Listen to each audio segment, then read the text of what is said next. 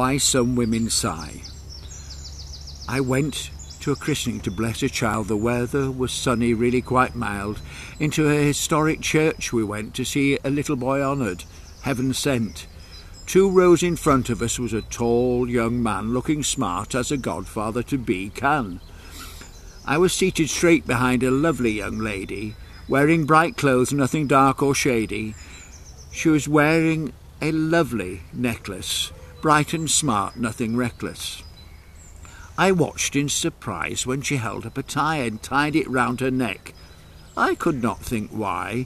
It covered the necklace, looking a bit odd. Maybe this was a trend that was all mod. Then she carefully lifted it over her immaculate hair. With the knot tied, I'm afraid I did stare. Then she handed it to Richard, the godfather to be, and he lifted over his gelled and spiked hair, as careful as could be.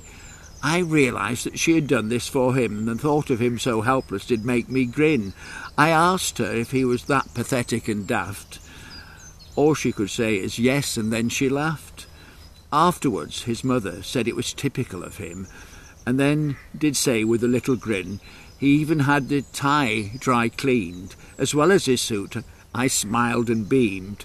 This was not news to his girlfriend when I mentioned it to her. She did say, "You don't think he did that either. I was given the suit and the tie to take to and fetch from the dry cleaners was I."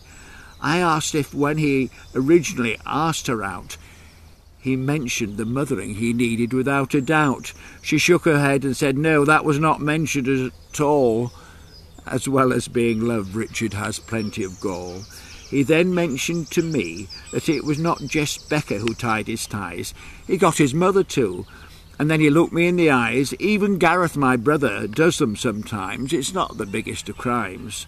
Now Lisa, his sister-in-law, chimed in, and what she said made me grin. Richard is soon to be a dad. As he acts like a child, is that worrying a tad?